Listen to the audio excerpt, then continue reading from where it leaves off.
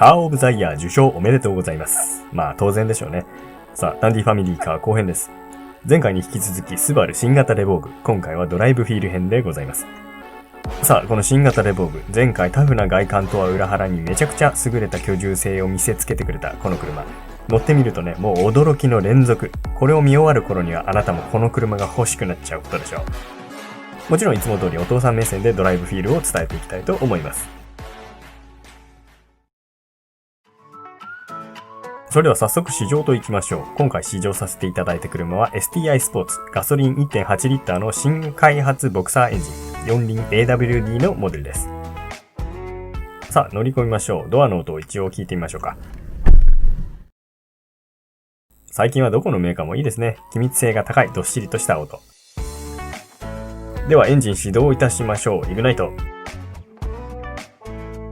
起動時のアニメーション演出。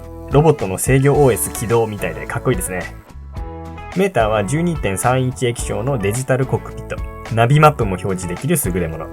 アウディあたりでこのスタイルの表示に憧れていた人、正直に手を挙げなさい。ついに300万円台でもこれが手に入りますよ。画面は大きく分けてノーマル画面、マップ画面、アイサイト画面の3種類。表示は素晴らしく見やすいです。今車がどうなっているのか、どのモードなのか、何が危険なのか、アイコンなどを多用して初見の人でもなんとなく理解できるように画面インターフェースが作り込まれています。では出発します。動き出しの第一印象は垢抜けたなぁという驚き。質感、ステア、足回りなど全てが1段も2段も進化しているのがビビッと伝わってきます。先代レボーグとはもう全くの別物ですね。まさにフルモデルチェンジの名目にふさわしい。乗り味については後ほど。ではまずユーティリティ関連でポイントをいくつかピックアップしていきましょう。ハンドルスポークに配置されたスイッチ類、大きめでとても操作がしやすいです。アイサイト関係はもちろん、走行モードの変更など指先一つで操作が完結できます。随所に安全性のためなんだろうなという配慮が垣間見えますね。一つ気になった点は、オートブレーキホールド機能のオンオフっていうのは物理スイッチではなくて中央のパネルでしか操作できなかったことでしょうか。これ好み分かれそうですね。次にドライバーモニタリングシステム。これはナビ上部に隠されたカメラによってドライバーの眠気やよそ見を監視し警告してくれる気配り機能です。ただこれだけでは終わらない。最大5人まで顔認証データを登録して登場したドライバーに合わせてシートポジションや各種画面設定、ドアミラーの角度まで全て自動で再現してくれる至れり尽くせりのスーパーシステム。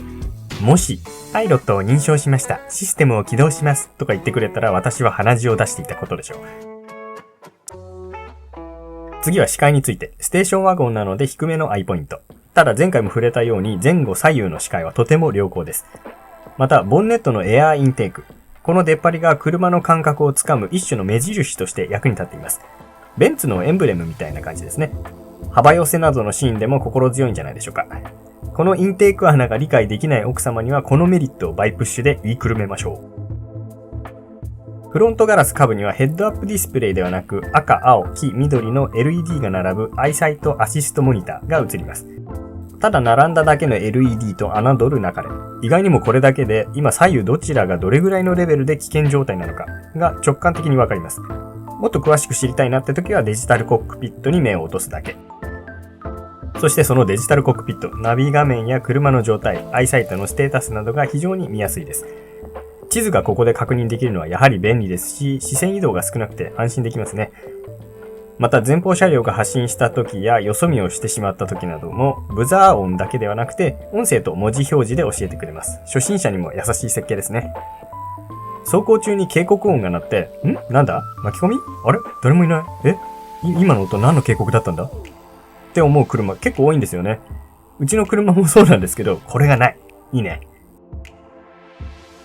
ステアリングの手触りはサラサラした本革巻き。わずかに弾力があって高級感があります。ステアフィールはすげー滑らか。かといって路面状況が手のひらに伝わってこないかというとそんなこともない。それはなぜか。採用しているのは初のダブルピニオン電動パワステ。ちょっとマニアックなので簡単に言うと、一般的なパワステよりもより自然な電動アシストをしてくれるステア方式です。マツダファンとスバルファンはもしかしたらあまり仲が良くないのかもしれませんが、マツダファンの方にもね、ぜひとも乗ってもらいたい。乗り心地についてはきっとやるじゃんといい杯を交わせるはずです。直線カーブともに安定性はさすがとしか言いようがない。低重心な路面への張り付き感がとてもいいです。ラリーで鍛えた技術なんでしょうね。優しく思い通りのコントロールができる感覚です。おそらく100キロ、120キロ超えの速度域でもブレることはないでしょうね。根拠はないですけども直感でわかります。アクセルブレーキレスポンスは小さな微調整ができる緻密なもの。最近はどこのメーカーさんも上手に制御しますね。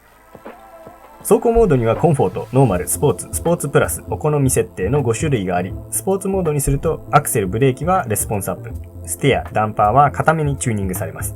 お好みに合わせてモードチェンジしちゃってください。続いて乗り味について、足回りはとってもしなやか。ちなみに先代レボークと比べてフロントは約 25%、リアが約 10% もサスペンションストロークが伸びています。こうなってくるとスポーツのコンフォートのどちらもうまくこなしてくれますね。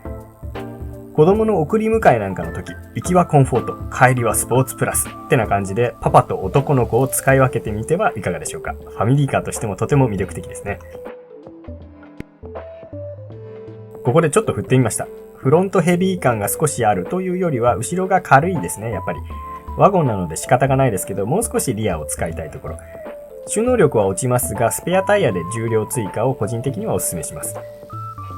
で、ボディがすげえ、がっちり。後ろが筒抜けになっているこのワゴンタイプで、これはすごいなと思って調べたところ、モノコック構造ではなく、インナーフレーム構造を採用しているとのこと。この2つの構造をイメージだけでお伝えすると、モノコックは外装パネルと骨格を一気にくっつけて作っちゃうやつ。で、インナーフレームというのはまず骨だけを作って、その後に外装パネル等を肉付けしていくイメージ。というわけで、このご覧の空間は隠れて見えはしませんが、とても頑丈な肋骨に囲まれているんですね。そう、という方がほとんどかと思いますが、国内でこの加工ができる工場ラインを持っているのは現状2社だけです。スバルさんは多額の資金を投じてこれを実現しました。言い換えればこれからのスバル社のボディ合成は約束されたとも言えるわけです。続いて加速についてですが、スポーツモードの加速感はやべえ。CVT なのでシフトタイミングは疑似的なものですが、初っ端ハイトルクで駆け上がるように加速してくれます。過激だけどめっちゃくちゃ安定感があるので、全て手の内にある感覚。暴れ馬というよりはサラブレッド。この新開発の 1.8 リッターエンジン、スバル初のリーンバーン方式エンジンです。これはスパークプラグで通常着火するのと圧縮着火を併用したエンジン。詳しい方はマツダのスカイアクティブ X エンジンと同じような仕組みといえば伝わるかも。だがスバルさんの方はピストン圧縮比が低めで、わずか1600回転から300ニュートンものトルク発生が可能です。低速域からトルクフルな味付けですが、速度の伸びにはわずかながら波があります。2500回転くらいのタイミングから急にトルクが本気を出し始める感じはあります。ちょっとマニアックでしたね。リーンバーンについてはタイガージュースガレージさんという方がとてもわかりやすくまとめていらっしゃいますので、詳しく知りたい方はそちらを見てみてください。これ勝手に紹介していいのかな？マニアックついでに CVT についてもちょっと触れておきましょうか。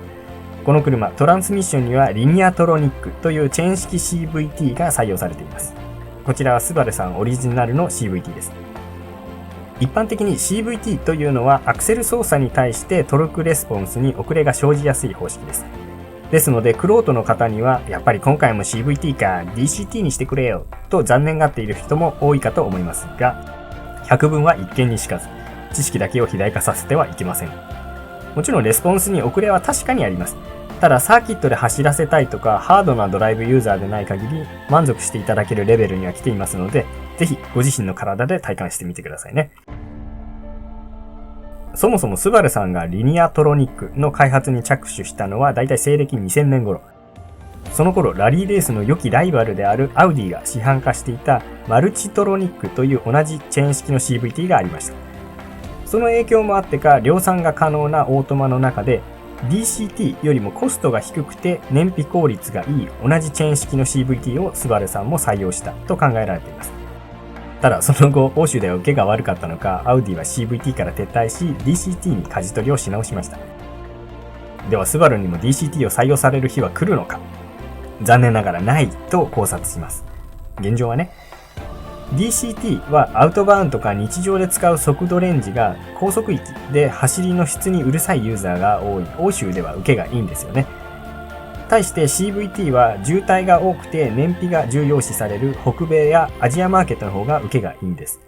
その証拠にでっかい北米市場で CVT のスバル車は大受けしていますので、今から DCT を採用するのは無駄な投資に近いんですね。でももしかしたらファンの要望に応えて、後の WRX モデルだけには DCT が採用されるということもあるかもしれませんね。そのためにはかなりのコスト、お金が必要となります。だから、たくさん買ってくれよなってことですよ。言わせないで恥ずかしい。先にも述べましたが、このレボーグの CVT は確実に熟成され進化しています。文句は多少あれど、スバルを愛している真のスバリストであれば、今頑張っているこの方針を応援してあげるべきではないでしょうか。それが本当のファンというものだと私は思います。喉乾いた。次は静粛性について。車内はとっても静か。毎回どの車でもこのコメントしてるので信憑性が不安ですが、この静けさには理由があります。構造用接着剤というものをたっぷりシャシーに使っていますので、高音域のノイズがかなり削減されています。